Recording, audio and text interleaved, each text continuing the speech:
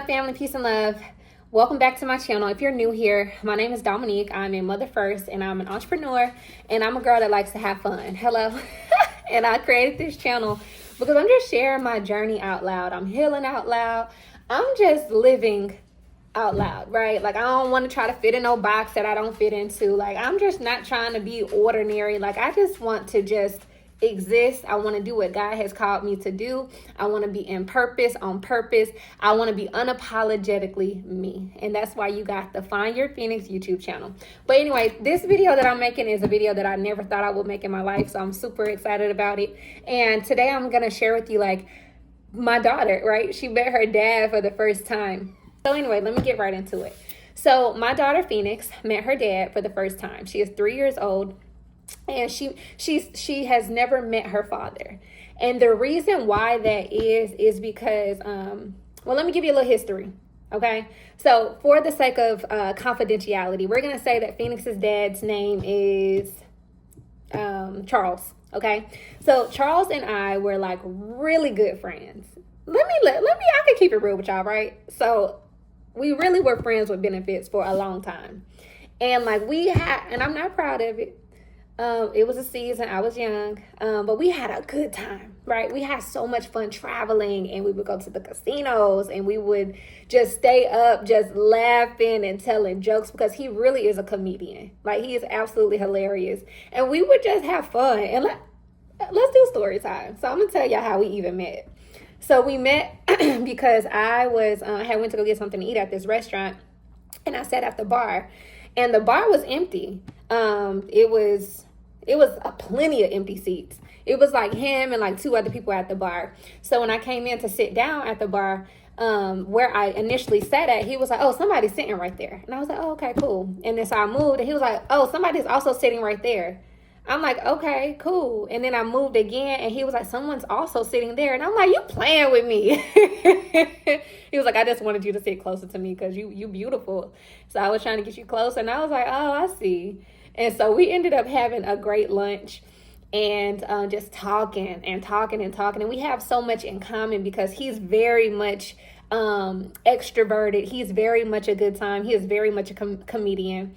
And so we just vibed immediately. And then we just became really good friends. We started going to Topgolf and like just having fun. And so when I got pregnant, we always, we were sexually active. We grown, we adults here, I can tell y'all the truth. But we never had sex without a condom. Like, we always used protection. And so when I got pregnant with her, he was just like, like, this ain't supposed to happen. Like, this wasn't planned. It's a no. And so we talked about me terminating, and I did, agree to terminate. But then, like, after some weeks went by, I was like, man, I don't want to do that. I don't want to terminate. And so we had conversations about, what the options would be. But ultimately, he was like, I ain't ready I don't want no other child. And this wasn't supposed to happen. So what we gonna do? So I decided to keep her, and we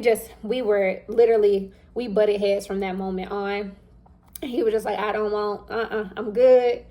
And he started being hurtful, saying hurtful things, and started causing a lot of harm. And I just had to, like, let him know, this is my decision. This is what I'm doing. And he was just like, well, you got to do it by yourself. Like, you on your own. And basically what he was saying is, like, I took his choice away and things like that. So anyway, I made the decision to keep her, and I went on about my life. He went on about his, and that was that. And so there was a moment in time where he told me this yesterday, or when I saw him the other day, he did tell me that he reached out to me, but a man answered my phone, which I was in a relationship with my youngest daughter's father. And he told me, like, he called me, and I know this is true, but he said he called one day to apologize, and he wanted to see his daughter. And I was in a relationship at the time, and my partner that I was with at the time answered the phone and was like, that's my daughter, I'm raising her. That's my wife. Don't ever call this phone again. But anyway, so yeah, that's how we met. And that's how we ended up separating, because it just wasn't a mutual agreement.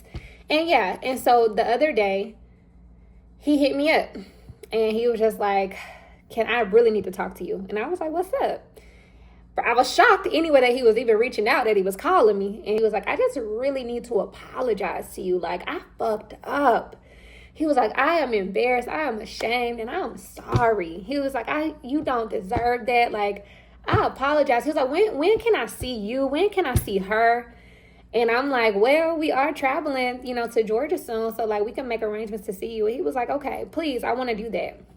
So we were traveling to Georgia, but we had some delays. I was really tired. We got in super late, so I never hit him back up. And then the girls and I took a nap, and I woke up from my nap, and I hit him up, and I was like, I know I was supposed to hit you way sooner, but yeah, we were napping, we were tired. He was like, well, come over here now. Like, come on, let's go get something to eat. I want to see the baby. I'm like, right now? Mind you, it was 7 o'clock at night. I'm like, right now? He was like, yeah, right now. I'm like, okay. He was like, and I'll even send you an Uber. Like, I don't want you driving or nothing like that. Like, I'll send you an Uber. I just want to see the baby. I said, okay, I respect that. So, so we got up from our little nap because it was a long travel day. Got up from our nap and went to meet him to go get some food. And when we got there, it wasn't awkward at all. When I saw him, he still looked the exact same. My child looks just like him. And when when they saw each other, Phoenix was like, is that my dad? Like, it was like she knew. She was like, oh, that's my daddy. And, like, she ran up to him. He picked her up and, like, spun her around. And it was the most beautiful thing I ever witnessed. And I was like, what? Because I thought that Phoenix was going to be like, no, mama, like, I don't know this man, all of that. But she immediately, like, ran to him. He picked her up. He just hugged her. And, like, I was just looking at the two of them. She looked just like that man, y'all. I'm just looking like, whoa, bro. And he was feeling the same way. He was like, man, this is my mini-me. But he was so apologetic. And he was like, I know it's been some years. And I never thought this day would come. But he was like, I'm sorry. Like, I don't know what type of bullshit I was on. I should have never, like, how can I make up for the lost times? Like, I need to be in her life. What do you need? He pulling up his phone. He on Amazon, like, order what y'all need and do it. I'm like, listen, slow your roll, bro. So we don't need nothing on Amazon right now. We need our rent paid. So he was just like, he was support. He supported so I'm looking at a school for her. He is like, what she need for the school. I'm gonna get her clothes, like everything. But they immediately bonded, and so then we ended up going back to his house, and we were just sitting in the living room, and they were eating watermelon, and then he started playing this little music from OK Google, like the Google microphone thing. They just singing and dancing, mind you, like it's like 11 o'clock now, and I'm like, we gotta go. He's like, no, like, don't deprive me of this. This is making my life. Like, this is making me just feel like the man was. I don't think I ever seen all his teeth the way that I saw all his teeth when he was with his baby. But it just blessed me, y'all. Like, Phoenix was just a man. I can't even explain it. It was so wonderful to see my baby with her dad, and it was so wonderful to have just like a good time, laughing and joking with him like old times, but like in a very healthy way, in a very boundary way. And like he was just very, very, very hospitable.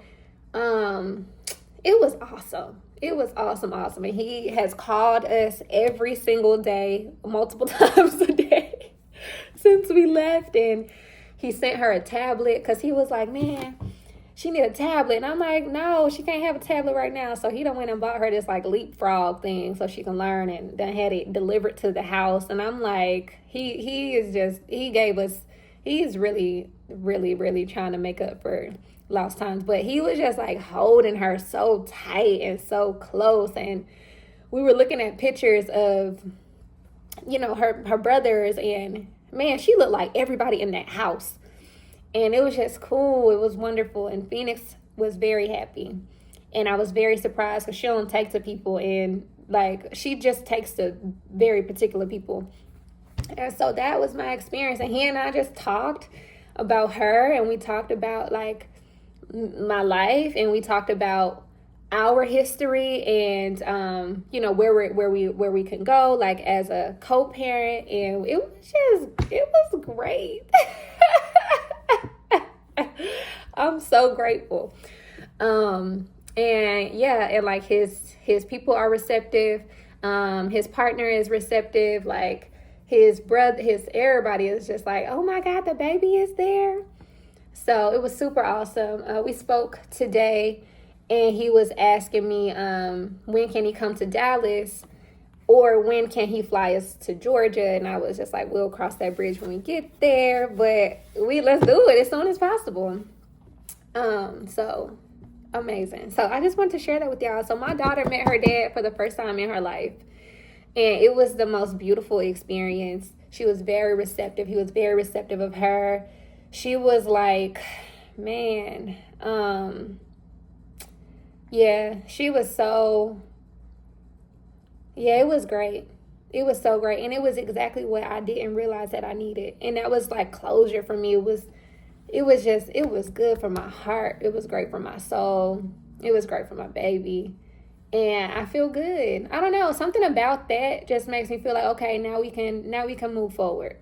I don't know. I can't really explain it. Something about that makes me feel like, okay, now it's time for the next chapter. It was something, maybe that was like the thing holding me back. And that interaction did inspire me. So my two children have two different dads. My oldest daughter, of course, I just shared that. My youngest daughter, me and her dad had an Islamic marriage, and we lived together, and we were like together. And it was just a very hard relationship to be in terms of just like the verbal abuse and like the mental, like just the abuse. I couldn't, it was hard. And I didn't think, when I got pregnant with Seven, I didn't think I was going to be able to even carry her full term because I was so freaking stressed out. And like, it was even a moment where his mom was like, you gonna have a miscarriage. And like, it was a lot. And so I didn't think that I would be able to carry, and like see it all the way through. So I had to leave because I didn't think I would have a healthy baby if I didn't leave, because I was crying every day, more than I cried in my whole life. And I was like, yeah, I got to get up out of here. When she was born, I always sent our location. I always share it with her dad, where we were. But he just don't communicate, right? So it's the opposite. So I was reaching out, doing all the things, and he don't respond. And then Phoenix's dad, it was like the polar opposite. Like we weren't communicating at all whatsoever. Like nobody was reaching out, doing anything. But yeah, so Phoenix seeing her dad inspired me to reach out to Seven's dad. So we're gonna see. I might come up with another video telling y'all about that. But I did send an email to him and his wife. Basically just an update with the baby. And like, I don't want my children not know their fathers. I don't want that for them. I don't want it. Like, I want them to know where they come from, who they people are. Like, I want them to know where they get some of their features from and where they get their mannerisms from. I don't want them to grow up not knowing who their fathers are, whether or not they decide to be heavily involved or not. But I want them to know their dads, right? So Phoenix seeing her dad definitely inspired me to like send another little email, reach out to Seven's dad.